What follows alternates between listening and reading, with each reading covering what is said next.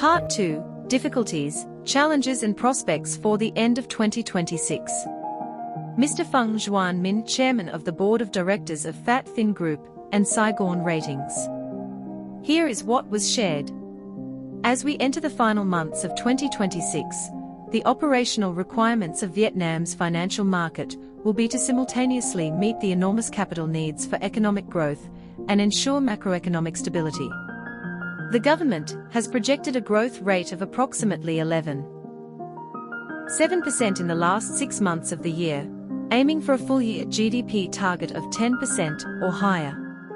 However, reality shows that the average CPI for the first 7 months of 2026 increased by approximately 4.39%, and core inflation increased by approximately 4.19%, indicating that the room for further monetary policy easing is no longer very wide.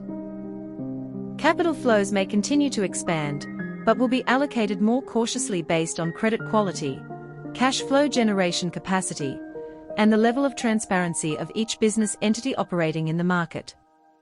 1. Credit market. Growth must go hand in hand with risk control. The biggest challenge for the credit market at the end of 2026 is balancing growth rate and asset quality. By July 29, 2026, outstanding credit in the entire banking system had exceeded VND 20.15 trillion, an increase of 8.38% compared to the end of 2025. During the remaining months of 2026, the pressure to supply capital for production, business activities, and growth drivers will remain high. If the policy of excessively rapid credit growth in a short period continues, the banking system may face greater pressure on liquidity, funding costs, and risk control capacity. Another challenge is the disparity between the maturities of deposits and loans across the entire banking system. The demand for medium and long-term capital to finance infrastructure development, technology, real estate, and key national projects is growing, while a significant portion of banks' deposits remain short-term. Expanding credit to projects with long payback periods could increase liquidity risk and interest rate repricing risk. Therefore, credit quality also needs to be closely monitored and supervised in the remaining months of 2026 and throughout 2027. Many businesses in the market are still under immense pressure regarding production input costs, consumer markets, and the responsibility to fulfill their maturing debt obligations. Consequently, loan growth across the entire banking system must be accompanied by control over non-performing loans, NPLs, restructured loans, provisioning levels, bad debt coverage ratios, and the concentration of credit on customers with high financial leverage. In terms of outlook, bank credit is projected to continue increasing in the final months of 2026, thanks to the proactive and flexible management direction of the State Bank of Vietnam. Capital flows are expected to continue to be prioritized for production, business, exports, high-tech industries, small and medium-sized enterprises, investment in essential infrastructure development, and social housing development. However, credit growth will be more selective. Banks with strong capital bases, stable liquidity, high provisioning ratios, and effective appraisal capabilities will have a significant competitive advantage. Lending interest rates may continue to be supported in some priority sectors, but a substantial reduction across the board is unlikely due to inflationary pressures, exchange rate fluctuations, and capital costs. This assessment aligns with the State Bank of Vietnam's short and medium-term policy direction of stabilizing market liquidity, focusing on inflation control, and closely coordinating monetary and fiscal policies. 2. Stock market. Opportunities for upgrade come with differentiation. For the stock market, the biggest challenge is balancing upgrade expectations, stock valuations, and the quality of earnings growth for companies in the industry. Once positive expectations have been partially reflected in prices, the stock market can become highly volatile in response to information on interest rates, exchange rates, earnings results, foreign capital flows, and the global economic outlook. Stock market risks can also increase if cash flow and margin debt are excessively concentrated in certain groups of stocks. Therefore, the performance of the overall stock market index alone is not enough to fully reflect the market's quality.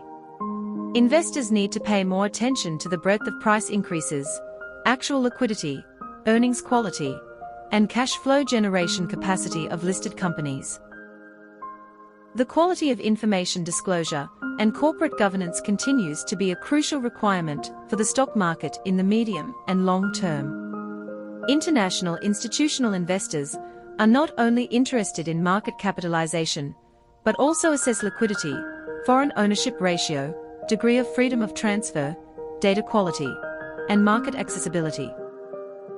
Companies operating on the stock market that are slow to disclose information, have complex related party transactions, or have low profit quality will find it difficult to fully benefit from the stock market upgrade process in the future. The most significant development in the final months of 2026 is FTSE Russell's confirmation of Vietnam's upgrade from a frontier market to a secondary, emerging market, effective from the opening session on September 21, 2026.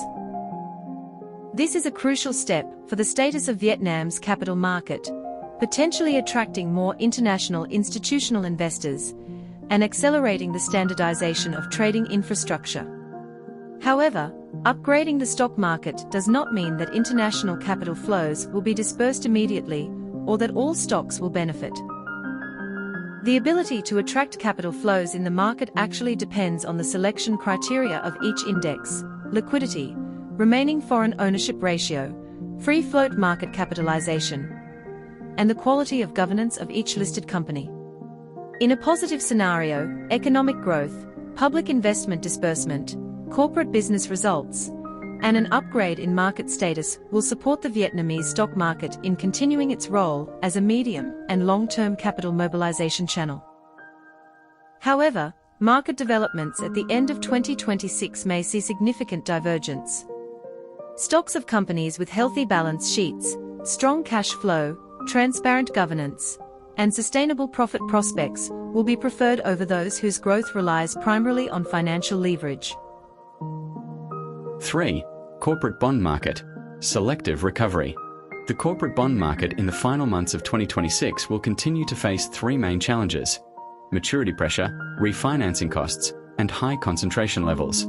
Market data updated by Saigon Ratings as of August 1, 2026, shows that the total value of outstanding bonds reached approximately VND 1,487 trillion, equivalent to 10.9% of the most recent nominal GDP.